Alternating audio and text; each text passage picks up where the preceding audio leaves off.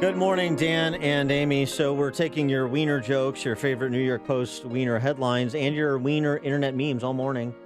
Just interspersing them. Yes. I've got an internet meme I particularly like. Amy, are you ready for it? I'm ready. She denied, lied, broke devices, bleached her server, but forgot to wash her wiener. There you go. It's a sad, Yeah, I mean, sad we're epitaph for Uma. learning this morning that possibly 650,000 emails were on Anthony Weiner's laptop that he shared with Huma. Can you imagine how I many mean, my gosh. nom de plumes for his twittering purposes are in those emails? But on a serious note, with respect to the emails, we're pleased to be joined by representative from the Judicial Watch. I was going to say the Department of Justice because that's what Judicial Watch has acted as during the Obama regime, during the Holder and particularly the Loretta Lynch years, FOIAing emails and trying to get to the bottom of everything from Benghazi to the homebrew server. We're pleased to be joined by Chris Ferrell, who's the director of said investigations at Judicial Watch, judicialwatch.org. Chris, thanks so much for joining us. Appreciate it. Great to be on. Thanks very much.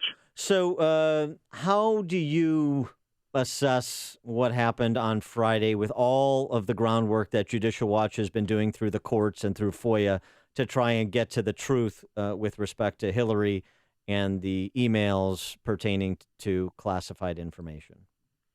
Well, the original press briefing that Director Comey made on the 2nd of July, actually, I guess it was the 5th of July, was really shameful because it was clear that they essentially threw the investigation. They interviewed Mrs. Clinton without Mirandizing her, without reading her rights, which means that they didn't consider her a suspect or a subject of the investigation. They were interviewing her as a cooperating witness, which is preposterous because it's her server, it's her email. The Inspector General of the Intelligence Community had already identified top secret material, went over that server. And so to pretend that she's just a cooperating witness tells me, from the outside looking in, that they weren't serious, because if you're a federal law enforcement officer and you believe that you're talking to someone who's committed the crime, you have to read them their rights. And so that was the first indicator of serious, serious problems back in July. And now what I think has happened is agents in New York pursuing other angles or other aspects of this investigation, both the freaky, weird Anthony Weiner sexting thing with the teenage girl, but also Clinton Foundation matters.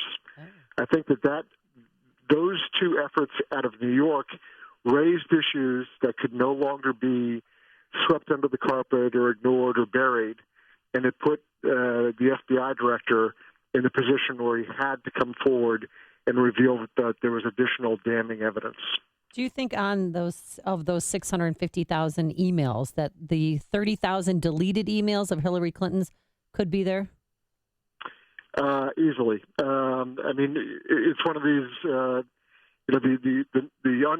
known unknowns.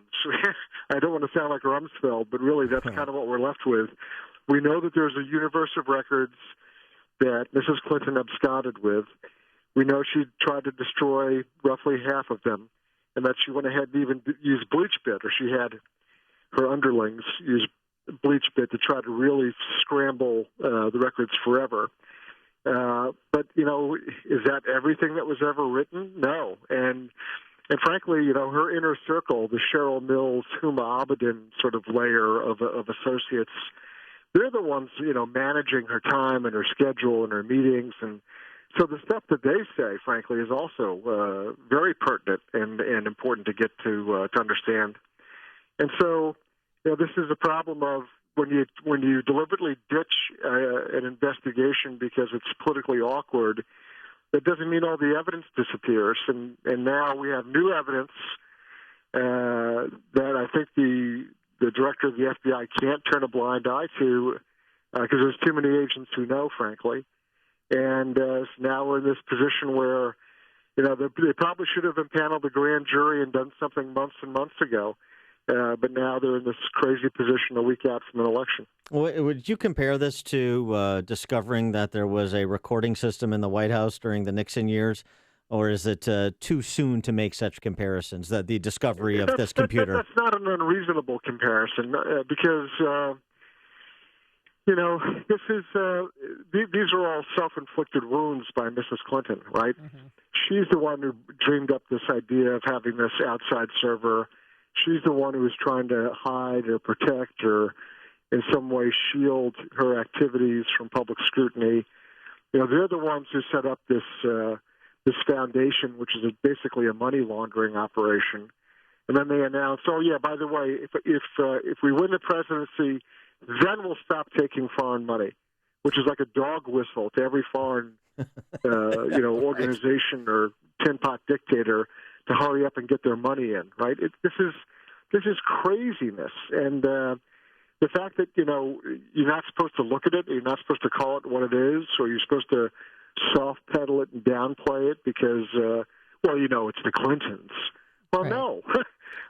Well, it's and then, the opposite. Yeah, her strategy moving forward now, she's acting like the victim. This is unprecedented for the FBI to even announce that there's an investigation going on so close to an election. And disclose everything. For a Secretary of State to act in such a reckless criminal fashion. I mean, that's the other half of the equation, right? And what about her newfound interest in transparency? Disclose everything. Fascinating, isn't it? I mean, look, this is also part of the victimology and the blame game. So they demand, of course, they're in no position to demand anything, but they demand the complete release of everything, knowing that there's no way in the world the FBI can reasonably do that.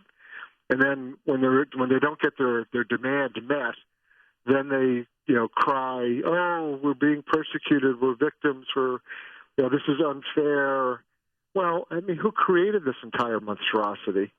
They did. Are you concerned? Are you concerned at all, though, that the Jim Comey standard of intent that he intuited into the statutes regarding handling classified information, not used in the with some others who have been prosecuted, but nonetheless, how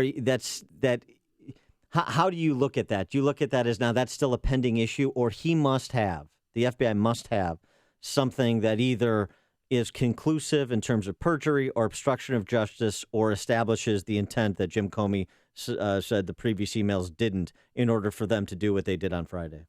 Yeah, I have the advantage of looking at this as a former special agent of Army counterintelligence. I've actually prosecuted mishandling of national defense information cases. So I am intimately familiar with 18 U.S.C. Section 793F. And that section of the law, there is no requirement. The intent is not an element of the crime. It simply is not there. And so anybody who tells you otherwise is either terribly misinformed or they're lying. It's not an element of the crime. Intent is irrelevant. The fact that the harm was caused to the United States is the crime. So if the FBI director continues to manufacture this new sort of false higher bar for prosecuting 793F, then he continues to lie to the American public. So that is the point that sticks in my craw is people who have done a fraction of what Mrs. Clinton has done, have either been put in jail, dishonorably discharged from the military, fined. I mean, all sorts of horrible, negative, career-ending, life reevaluating sort of events for doing just a tiny fraction of what she's done. All right. He is Chris Ferrell, Director of Investigations for Judicial Watch, judicialwatch.org. Chris, thanks so much for joining us. Appreciate it. Thank you. Bye-bye. He joined us on our turnkey.pro answer line.